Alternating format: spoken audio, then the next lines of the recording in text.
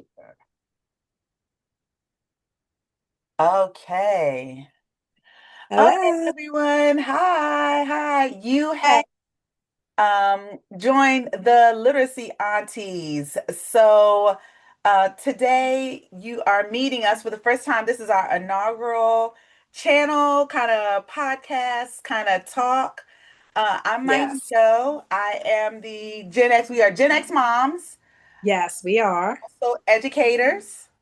And most importantly, we are sisters, which is what makes us the Gen X literacy aunties. So, what we want to do is kind of have a conversation that's centered around the Gen X mindset, education, and specifically literacy, because we both are coming from different standpoints.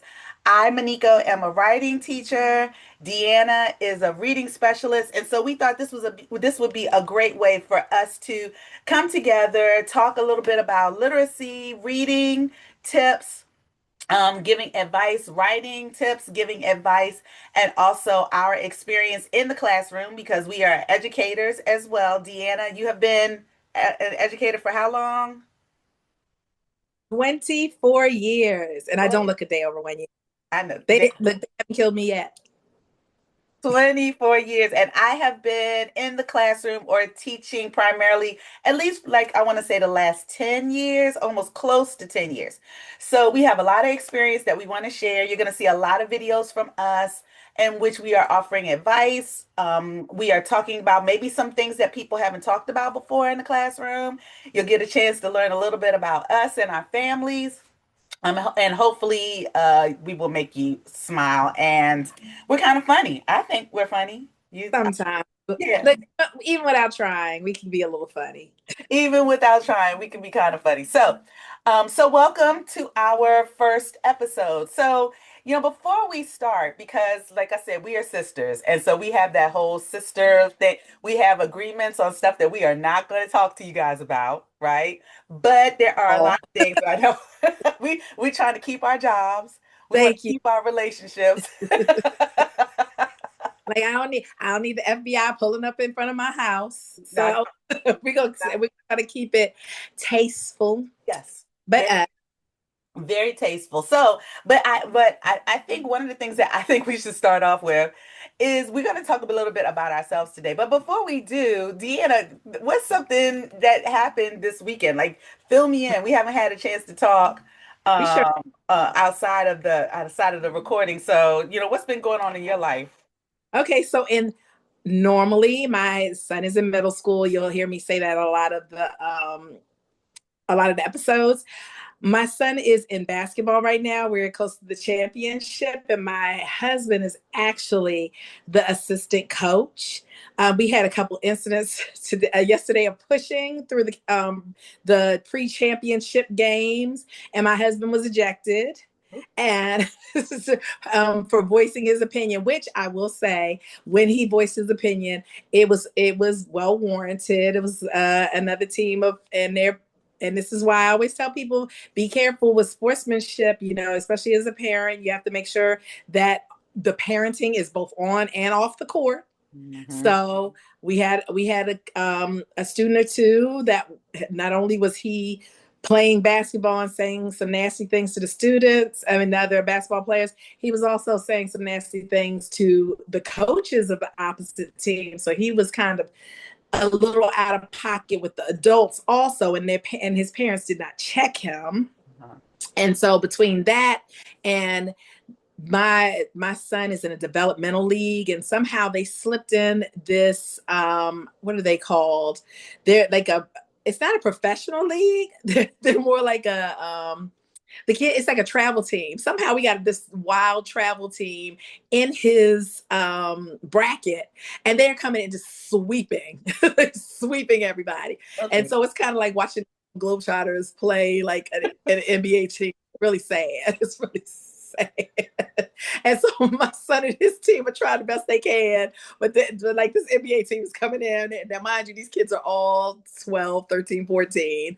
But they are the other group. They are travel basketball team, and not only do they do travel, they play in this developmental league, and they are traveling all over the children. They're just traveling all over. They're embarrassing everyone. So they're a little bit more aggressive in the playing. So since they've been aggressive with the playing, they've been lots of pushing, lots of cursing, stuff that we don't teach in developmental league. And so I think my husband called out some of it, and he was given a technical or two. And if you know my husband, he has a loud mouth. So I wasn't surprised about the technical. And so he didn't move off the court fast enough for the referee. And so she literally called the whole game and stopped it. So the whole game got stopped. We did not determine a winner or a loser. So these two teams are going to the championship next week to do this all over again. It's a Right. mess. Thanks to you and your family. Thanks to me and my family. We're going to have a second champion. Like, what family comes in and completely changes the entire dynamics? So, but that's all right. We walked out and we were proud of ourselves, disrupted the system as usual. As usual. And then I had the nerve after all that to walk upstairs and start typing emails because I was mad. So I ended up meeting with the director of the recreation department, and I was like, "You need to go back and pull tape and get," because this same group, I'm gonna say this, the same group had a game before us, and that same little child that got smart with the coaches, he got smart with another player and almost started a fight. So when I came up talking to the guy that ran the center, I had walked up and said, "So listen, I know you're already doing the other incident," because literally the parents had to come out and like pull the kids apart. I was like, "But our incident is important too, so I need you to come and look at our incident too." So Right. he was like, "I'm gonna back up." Yeah, we had a couple of incidents, and also we had one of the people that would the score, the lady that does the score, she was on her phone. So one of the shots that the kid, my son's team made, they missed it. They missed it, so we didn't get our 2 points. So of course, I had to stand up, and I'm like, "Where's the 2 points? Where's the 2 points?" So of course, I got a technical too from the stands. So Okay, we know exactly, right? We know what to expect if your thank family's you. showing up. I said in the car, I got a technical in the stands for yelling about the points. Dad got a technical and got kicked out, and then my son he ended up getting like 4 or 5 fouls, and he almost got kicked out himself. So collectively, as a family, I feel like it was a very good Saturday. Right? Good Saturday. That's always a good and productive Saturday. It Definitely. was productive.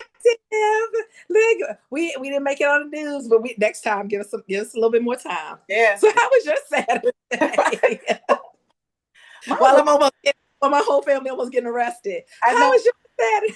mine wasn't as eventful. I did have my girlfriend is starting a new health and wellness business. Mm-hmm. And she had this kind of like small group gathering, kind of starting out. And it really was really nice because we all sat around and she gave us little workbooks that she put together.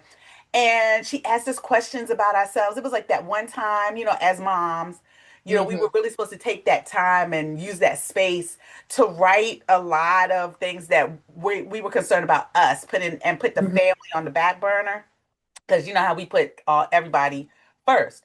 And Mm-hmm. so, we sat there and, she's going, don't worry about, kids at this time, don't worry about, and, I have a 19-year-old and a 15-year-old and Deanna, you have what, Jose is 13. 13, and he's 13. turning 14 Yes. next Saturday at the championship game Yes. that we pushed forward. So JT is 13. Yeah, And he's turning 13, turning so 14.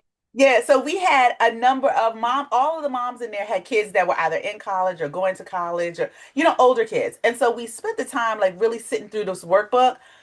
And, as I'm trying to concentrate on me and, what do I want to do? And, where, like, I'm thinking about this channel and this project that we have going on. And I'm thinking about teaching and growing my relationship and all this other stuff. Next thing you know, as I'm focusing on Myneko, I get a text message from my oldest and he's like, it's a big picture of him and his face with his eye. And he's like, Mom, what's going on with my eye? And I was like, I'm focusing on me right On now. me, I'm not focusing on you. And on you.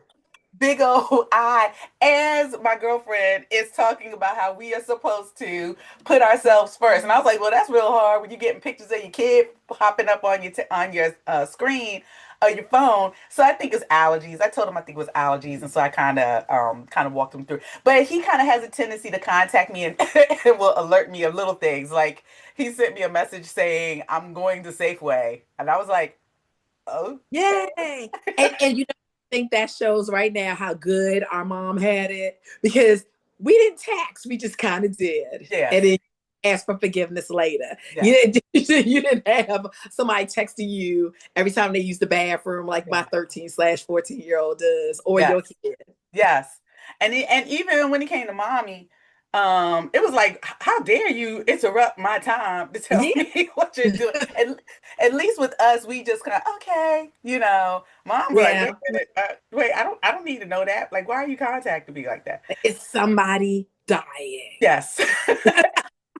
Is there blood? Otherwise, if Is there they're not dying, do not contact Do me. not contact. If there's no blood, do not contact me.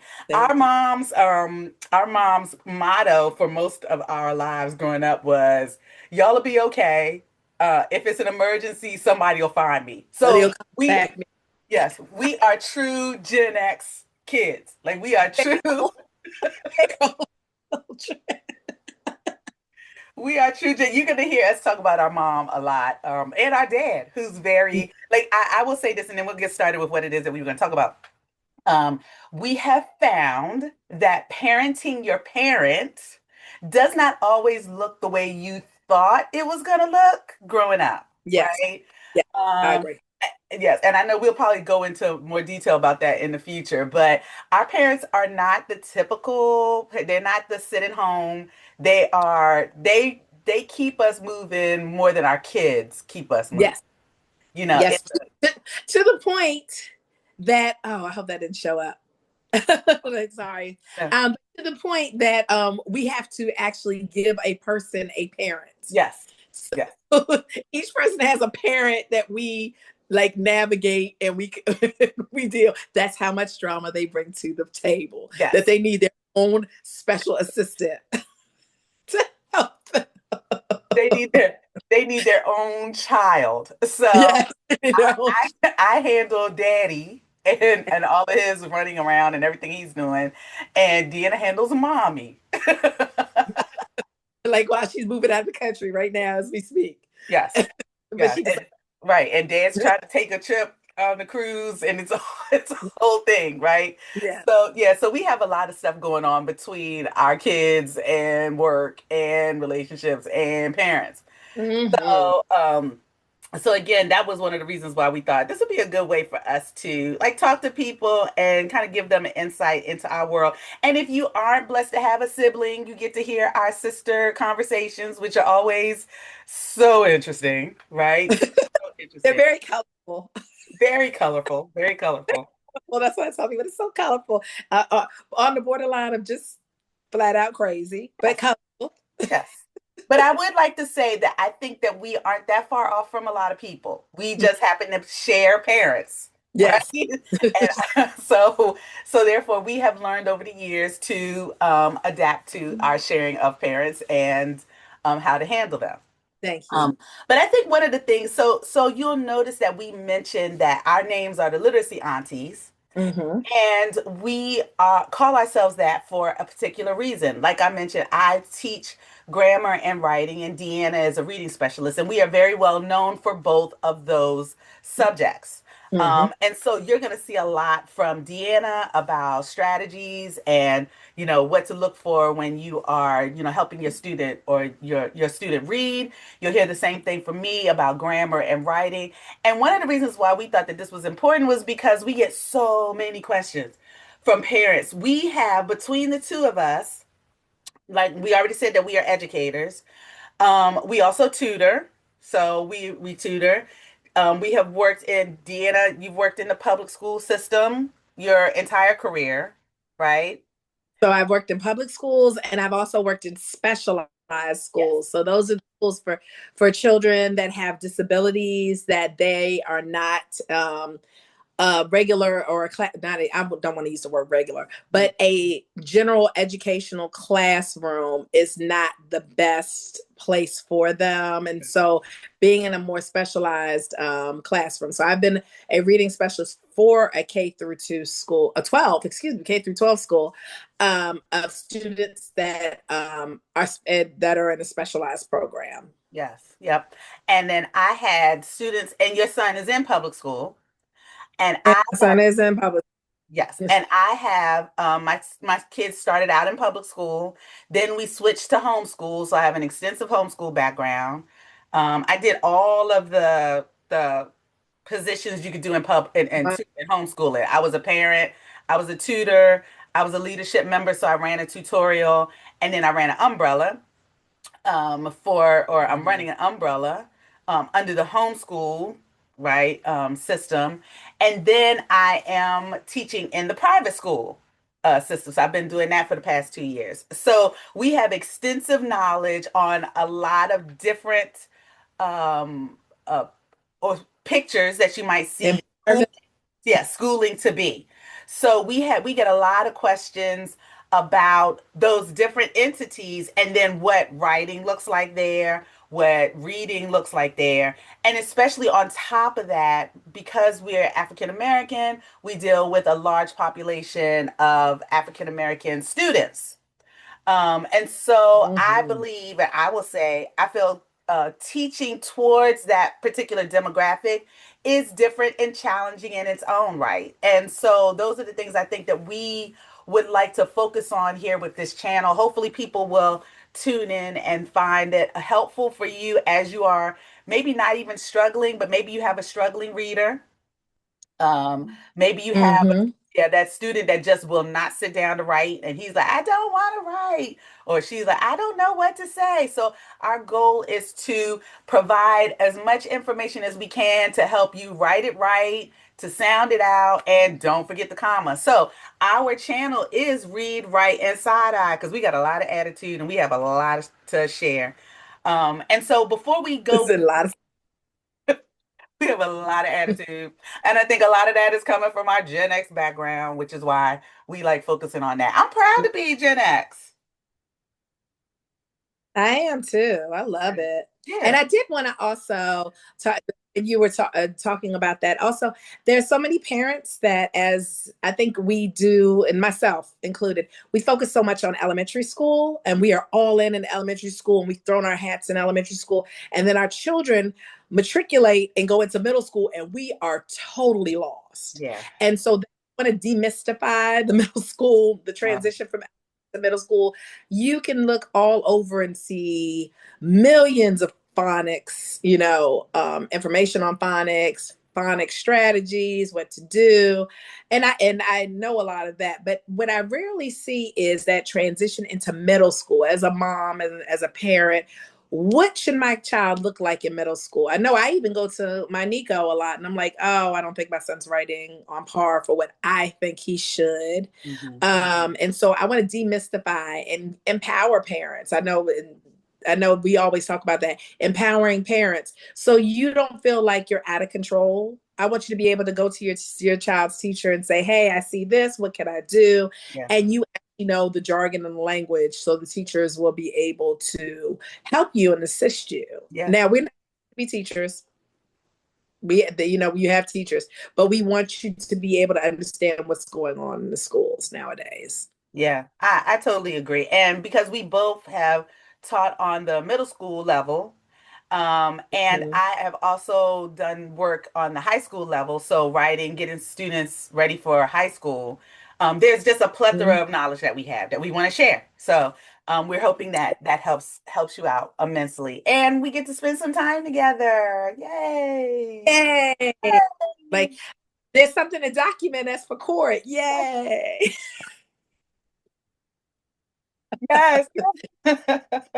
I'm like, because on that Saturday at 3 o'clock, I was online and I have a timestamp. Thank you. Thank you. I have an alibi. Thank you very much. Thank you. Thank you.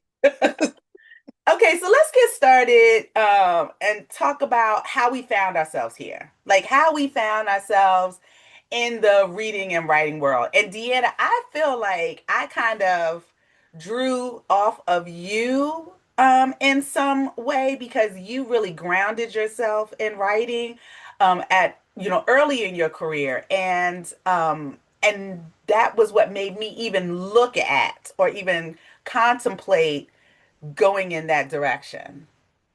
And I definitely tell, and I always like to share this with everyone. When I myself when I was in about eighth grade, I read on a sixth grade level. Mhm. And so, because I was behind, I was lucky enough and I was blessed enough that our mother noticed that, saw I was behind because I was going through my own little teenage angst and trauma. She put me with individuals that taught me how to read. So, and taught me how to read on grade level. So I feel like by someone actually taking the time out to help me get me back on track, because I was doing well. Like I said, elementary school I was sailing. I hit middle school and it was just like hitting a block. I had a brick wall, excuse me. Mhm. And so I was lucky enough and privileged enough to get people to help. And so that is when, as I got older, and I will tell, there are two stories I like to tell about me becoming a teacher. One is I made this decision all by myself. Oh yes, I said, oh, I'm gonna go be a teacher. It's gonna be so great. Number two, the truth is, my mother, the diva, I Mhm. literally was gonna stop teaching, and she was like, "Nope, you're gonna teach." So I went to school to teach. Couple. Then I looked towards my master's, and I called her again, and she was like, everybody's gonna need to know how to read, so you need to get a master's in reading. So that's what I did. So magically everything fell into place. I was told what to do, Yes. but what I do. So that's a blessing. So the diva knew. She Yeah. knew more than what I did. Yeah. So for me, I just feel like that I was lucky I had a couple of touch points. Myneko is more of the conservative child. I'm more of the wild child. So all of my reasons that I became a teacher was either I had a great, I was behind. Somebody helped me. I got suspended in middle school. And I remember when they called my mom, I got suspended for fighting. They called my mom and they told her that they were going to suspend me. And of course, my mom was like, well, she's not staying at the house. And you can figure out something you're going to do with her, typical boomer. Yep. And so she basically was like, figure out what y'all gonna do with her, but she's not coming home. And so I was blessed enough that I went to K through 8 school. And so I literally sat in the kindergarten class, suspended for a week. And they brought down all my homework and then all my classwork. And I sat in a kindergarten class, my big old eighth grade self, and did work. And when I wasn't doing work, I was a teacher's assistant to kindergartners. See, that's another reason why I got into teaching. All of my stories are some bad bad beginning, but it works out. That's why I always say, look at your kids. You see your kids, you might look at them and you'll think, oh my goodness, they're not on track. I was a wayward child, and look at me. Yeah. It totally I know. worked out. You're now one of the literacy aunties. How about that? I the auntie, and people come to me like, really, I'm blessed enough that people see my expertise, know my expertise, and they trust me. And I've been doing this for long enough that I can look and tell you, back up off your kids. We grow slow. There's some of us that are slow growers. We have to bump our head a couple times, but we can still be successful. And if you just have that mindset, that's the mindset I have with my students, and they all do well. Yeah. I think that's good. And what's interesting is when I tell people, oh yeah, my sister's a reading specialist, they're like, oh my goodness. That's that's how much people are looking for guidance and they're Yeah. looking for help, because it's really hard to find someone that looks like us, right? Yes, most definitely. Yes, that looks like us and that can give us the advice for our particular children. So if Yeah. you hear, okay, I teach writing and my sister teaches reading, and they're like, reading, I need, and I'm like, so, and I tell everybody straight up, listen, if you need them to read, you're gonna You have to saw contact her. I'm like, I can't help you. After they learn how to read, let them come and see me. they Right? come on back. Right. once they understand words, come and see me. So yeah, I mean, I've always kind of been in awe of your journey. Yeah, it was a little difficult. I'm gonna admit. Yeah, you've always had she's had the slow, the smooth homecoming queen journey. I had the burning the school down journey. And see, Yeah. we made it to the same place. And here we are, right? Here we are. And even for me, getting to the point of teaching writing came organically in a way, because that was Hmm. the last thing I ever wanted to do was be a teacher. And I remember all I kept thinking was, Deanna stands on her feet all day long. How in the world does she do that? How in the world does she do that? And so I just knew my kids were going to be in front of somebody. I remember when my youngest, when he would do something, I'd be like, oh, he got to be in front of. I remember telling his kindergarten teacher, I think that's who it was, and I said, oh no, he has to be in front of somebody. I got to find him. He gonna have to be in front of somebody. It just cannot be me. And little did I know, years later, I would be homeschooling him. And it was the best decision of my life. I actually kind of just started off working in the corporate field. You know, my background is communications. Deanna's is education. So she had a degree in Yep. education. My degree was in communications. And so I did a lot of writing in my field, but I didn't so much think that I wanted to impart my wisdom on others. I just kind of wanted to do what everybody told us to do, which is a checklist.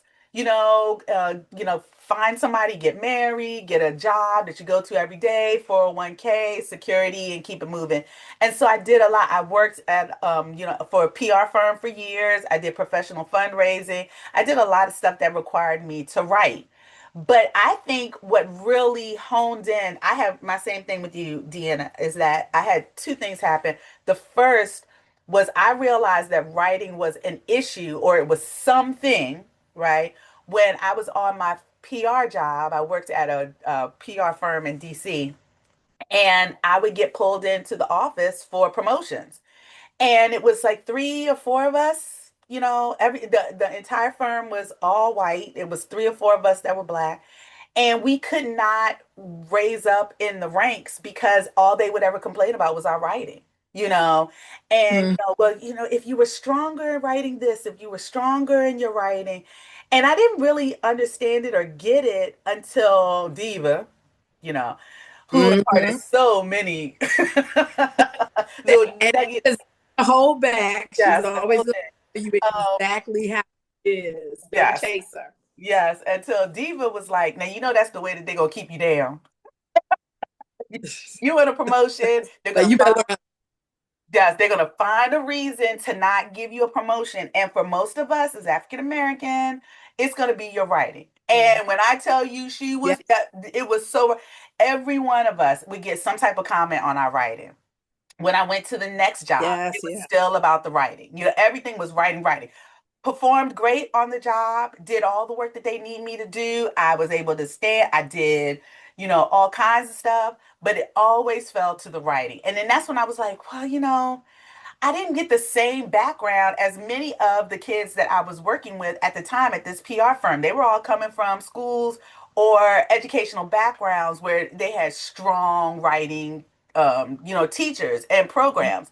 And, our public school system, I'm not going to talk about the public school system itself, but I will say we actually came from a decent high school at that time. When we graduated, it Yes. was Yeah. yeah, it was an up and coming high school. And so it kind of geared us towards the university. It was one of the first in the area that focused on getting kids into college.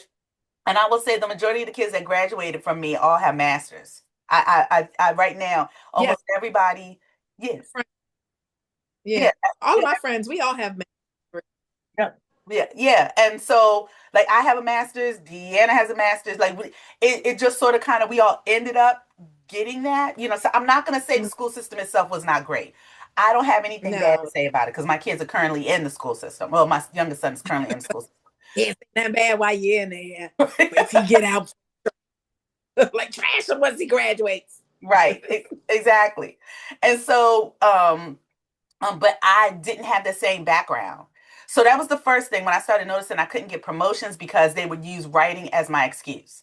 Then when I decided to Mhm. go and get a degree, get my master's, I needed to take the test. Well, no, actually, I didn't have to take the GRE to go, but I knew I didn't feel like I was strong enough to be able to complete my degree without some issues. So I took a class at the time it was USDA, had a little writing class, and it was this older white guy.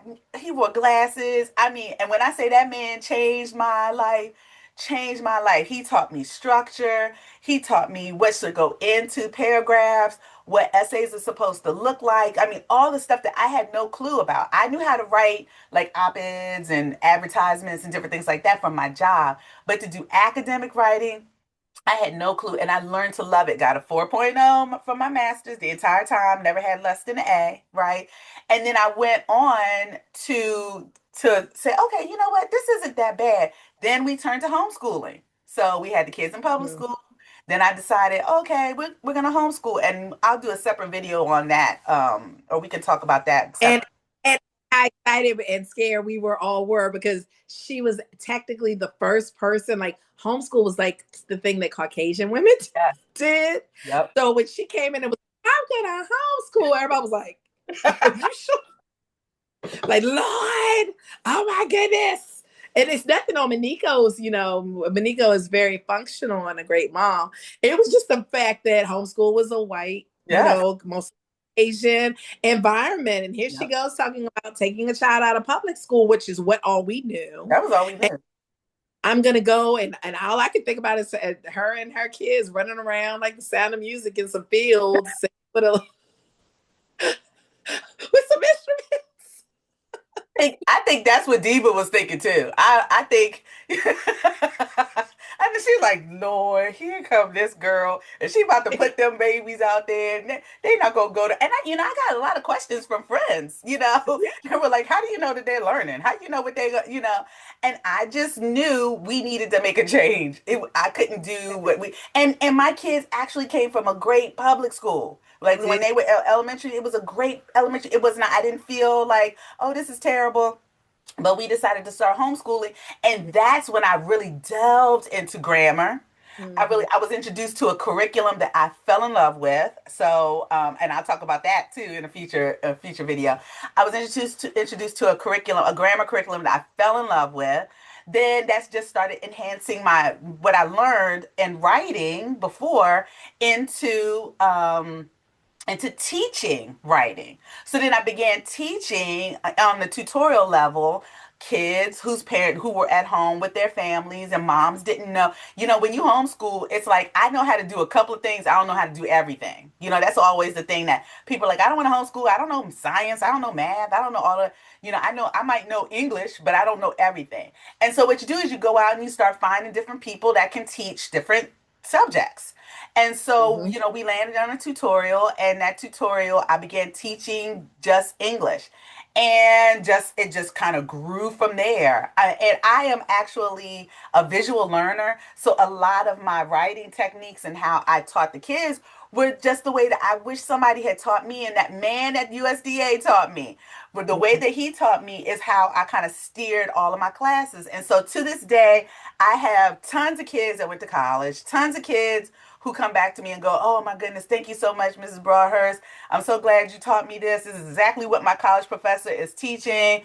Tons of parents who, are contacting me, asking me, "Can I tutor?" Same thing with Deanna. We just have a lot of people that are constantly contacting us saying, can you help us out? And Um, I even tutor my kids, my former eighth graders that I taught 20 years ago. I tutor online. I tutor their kids. So mhm. like you feel like you just don't get rid of anyone. You Yeah, end up getting more and more. yeah, So yeah, and people know if you can deliver, you can just deliver. That's how we've always been blessed. We're hard workers. We know knowledge. We have the knowledge, and we have no problems passing the knowledge on to other people because there's no reason to gatekeep. yeah. There's no reason to get any of this information, especially if it's going to get your kid into college, or if you just want them to go into trade school and Yeah. you just want them to be strong contracts that he or she writes. Hmm. When they become a plumber or a cosmetologist, they still have to write. They still have to do these things. So we want to make sure that they know that they can comprehend. They're organized and have structure. They know how to definitely write because they're going to have to write all kinds of business plans. So we want to make sure that your child, when they're ready to get out in the world, they're prepared because your kids are our kids too. Yeah. We support them. Yeah. And I like that you mentioned gatekeeping, Deanna, because it does feel that way. Yes. It's so funny how when I talk to someone, then they'll go, I wish I had known that. Or I wish I knew. And in all Mhm. honesty, the public school doesn't teach writing the way that we need our kids to write in college. A lot really No. is comprehension. A lot really is Yes. comprehension in high school is comprehension. Once you start getting to 10th and 11th grade, it is literature, a lot of literature, Mhm. but you still have to have that right teacher in front of your student that knows what they're doing, that knows what Yeah. they I tell my kids Yes. all the time, that English, my side of it, Deanna's side of my side of English is very subjective. It's really about the person that is standing in front of you, whether they know something or they don't know something. And so you have Yeah. to be really careful because we're home. We don't know who's in front of our kids until our kids come home with like a project or something or a paper Yeah. or Or a bad grade. I'm like, that's when most parents, that's when the flag goes up. Be like, wait. They got a D? yep, And it's in sometimes, listen, it could be your kid, but sometimes what Myneko and I always talk about how subjective this whole process is. And so, what is considered exceptional for me is not considered exceptional for the next teacher. yep, And so, if your child is so used to what the last teacher had or teacher 2 years ago, now you're with this brand new teacher, you don't know their expectations. It's very easy to slip and have your kid not doing very well. yeah, yeah. And you're right. And they don't know. Like I remember when COVID hit, so many parents were contacting me going, I didn't know she couldn't read. I didn't know he Yeah, didn't know math. I didn't know because now the kids were home, right? yeah, And they were forced to, at that time I'm homeschooling. I was already homeschooling before COVID hit. And when mhm, people were trying to join the tutorial that I was managing at the time, they were calling going, now we have to homeschool. Now I am seeing what they can and can't do. Help.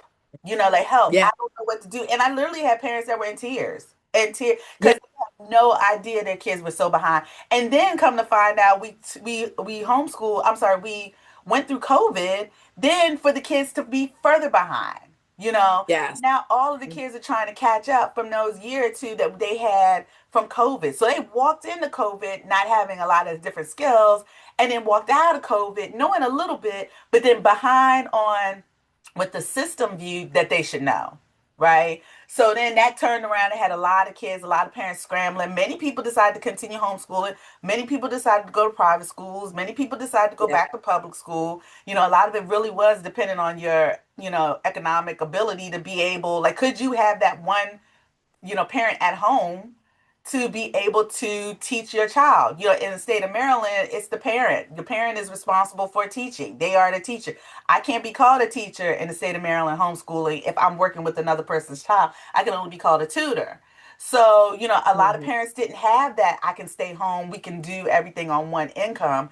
So you kind of forced to make a decision. And so some parents chose the kids and some parents, and that's not, I'm not saying, I'm not judging. It's just the situation and the economic times that we were in that you had to make a decision. And so many people had to put their child right back into that system. mhm. And you know what I also always remind my parents is you have to be very careful about how we compare. Like the expectation of kids, like you had just said before, you have these parents that didn't know their kids could read or they couldn't write. And what I always ask parents to do is please stop comparing your child to what you look like Yeah. school and middle school, and don't compare them to your other child. Also, everybody has different ability levels, everybody grows differently. So what ends up happening is a parent thinks their child is fine because, oh my goodness, I wasn't reading that well, but they didn't know they were reading that well Right. in third grade. So I'm looking at my kid and hey, that looks kind of like what I was, so I'm good. Right. We have a large, and as you can see as parents, we have a large set of standards. I always tell people I missed the early years 20 years ago before baby Bush. Yeah. where I could sit in class and read a book and then we turn around and make pudding Right. or green eggs. We make green eggs and ham. Now I have 700 million standards that I have to get done in a school year. Not that much. I'm just being facetious, Yeah. but you have all these standards you have to get them done in the school year, and so now I don't get a chance to do all the fun stuff. Yeah. So when you're looking at your kid, please judge them against the standard, not against your child, not against their sibling, not against what you thought you were at their grade level. And that's why you really have to get more in touch. And I know teachers are just like every other job. We have some teachers that this is their career, this is their passion, and we have teachers that just get a check. They're there to get a check. Yeah. So just like you have that at your job, know that it's like that in schools too. I tell people all the time, don't go in thinking that it's lean on me all the time. Yes. I'm trying to save your child as much as you want them to. So there are a subset of teachers that they need to get their check and go home. Yep. Excuse me. Excuse me. And then there's a subset that they'll go in there and they want their child to be the best. And Yep. this is their career, this is their passion. Mm-hmm. So you need to also determine what type of teacher your child has. Yeah. So you can know what to do next steps. I think too many people go into schools, especially parents, thinking that the expectation is all teachers are Joe Clark and I love them, or I know they're going to invest. Now we have a new group of teachers coming through. Not all of them are Gen X and millennials. There's some, there are all different groups, but there are individuals that got into teaching because A, they thought it's easy, B, it's a paycheck. Yep. So you have to really stay on top, just like you would anything else. Just like you have incompetent people at your job, we have incompetent people everywhere. That's true. That's true. And I'm glad that you even mentioned that whole generation thing because even at my school, I noticed the difference in generations. And then you have like at least 8 out of 10, Gen X moms, and especially African American moms, because remember, that's the demographic that we really Yeah. see a lot of Yeah. that are in charge of the schooling for their child. And so Mm-hmm. their expectation is that you're teaching them the way they grew up, Mm-hmm. all the stuff that that they learn and that they know. Well, that's fine for a Gen X mom. I'm a Gen X mom. I'm a Gen X teacher. So Yes. therefore, that's easy. Someone comes in and their expectation is this, and my expectation and my level is up to. That's fine when you have somebody who has the same standards. Yes. You have people who do not have the same standards, and I'm not saying generationally all of those teachers are, because you do find many of them that have a heart for the kids and want to see them grow and learn.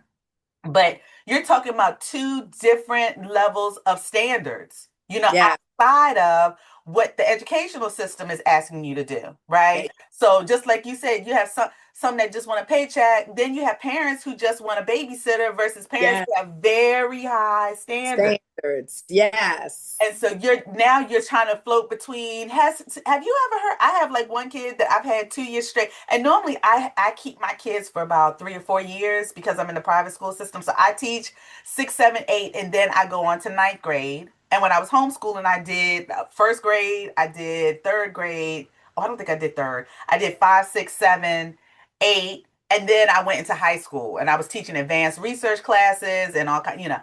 So I've been all over the place.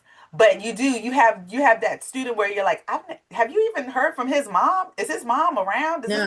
mom know? Yes. All she does is drop him off in the morning. Then you have the other mom who's at the door waiting for you every morning, or a phone call, or an email every day. So, it is a lot to juggle. And you're right, Deanna. I think you have to know who your teacher is going in, and also how to support that teacher. Because if you have a teacher that is not teaching, then you need to teach at home. Yeah. There's nothing wrong with you teaching at home. More people Yeah. need to teach at home. But if you have that top level teacher and that teacher is keeping your kid moving, then count it all joy because Yeah. Thank you. You get a year off. I don't know necessarily. I think right now I'm going through a situation where my son's history teacher is tougher in writing than his advanced ELA oh teacher. wow. And so now we're getting into points where he's getting a 4 and getting high scores in advanced ELA, but the history teacher is tearing him up in his writing. Yeah. So you have to know the difference. And luckily for me, I'm in education, so I'm kind of like, okay, I just need to know what her. For me, I'm blessed. And see, this Yeah. is a good thing about having your my knowledge and background. I can look and say, okay, just show me what the expectation is, so I know what to do, and I Yeah. can teach you what to do. A lot of you guys, you don't know what the expectation is, but honestly, if you just email the teacher and say, can you just send me a copy of what the highest score looks like for you? It's Mhm. very easy to go back and teach your kid how to get a high score with that particular teacher, because every teacher just wants to see something different. Yeah, Everybody wants to see something. that's true. So just like there is a I always say there's a monolith of teachers. You will Mhm. go from your teachers that are here for a check all the way up to your Joe Clark that'll kick a door down. Yes. And same with parents. You have a monolith of parents. You have parents that just want you to babysit. And then you go all the way up to the parents that'll literally walk into your classroom and teach if you let them. So Yes. you just know the right parents and the right student, I mean, the right teachers. Yeah, and It's so true. I kid you not. I'm not gonna say at one point I wasn't ever that parent because I lived at my kids' school. Like I Yeah. remember, I remember my kids were going. Their friends were like, "Does your mom work here?" And I'm like, "Doesn't everybody's mom work?" I'm pretty sure that was what my kids. Doesn't everybody's mom work at school with them and go to school with them every day? And and that was when they were in public school. Then it transitioned to high school. I literally was like, my kids are like, I think everybody's mom is with them every day when it comes to school. And Deanna, when you were mentioning the fact that you have that background, I think that's also something that can help and hurt our kids because we have our own expectations for our kids, right, as well in Yeah. class. But I have had to explain to other teachers I am a writing teacher, so therefore do not assume he used Chat GPT, right? Yeah. Assume that, because these kids do have the ability to do things. Now that we have AI, which I'm sure we'll talk about sometime in the future, Oh, yeah. yes, That's I mean, definitely it's a it. major thing, major thing. But And how to make AI work for you, because the problem is I think that too many parents and school districts and within itself, instead of saying what they're doing is they're saying, oh no, just don't use it, don't use it, don't use it. And I know Myneko and I have conversations all the time where AI can be helpful yes, it if you can. want to use it to help you outline things. Hmm. I can use AI just to form sentence Yeah, stems for my kids, but the rest of the writing is for themselves. yeah. So there are positive aspects to AI. Yes, that I do at the beginning of the school year. I do a whole lesson on using AI responsibly. It's not going anywhere. It's not going It anywhere. is, And so therefore we have to teach our kids how to use it responsibly. I just did a prompt with my all of my classes. I have like I literally there's around here someplace I have like a thick thing of essays I need to go to. But on whether we're doing persuasive essays right now and whether AI should be used for school assignments and whether AI should not be used for school assignments. And so, because it's not going anywhere, we can't ignore it. And as teachers, we have to figure out a way to implement it in the classroom and at home. Like I have my kids, I'm telling you, it help it create ideas for you. It can do a grammar check, it can do spelling check, it can come up with points that you need for your thesis. Like, but it just cannot write the essay for you, just like Deanna mentioned. It yeah, cannot do the work for you. and yeah, Right. It can yeah, and it's really great for brainstorming because you have to put in the effort for it to brainstorm with you and to give you facts and data.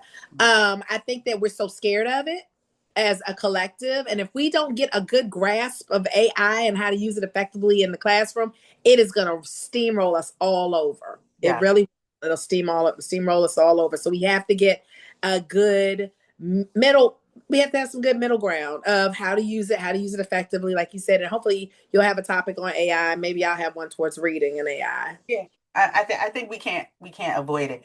And actually, I think Deanna, I think that we did really good. I think we probably need to be ending up pretty soon, right?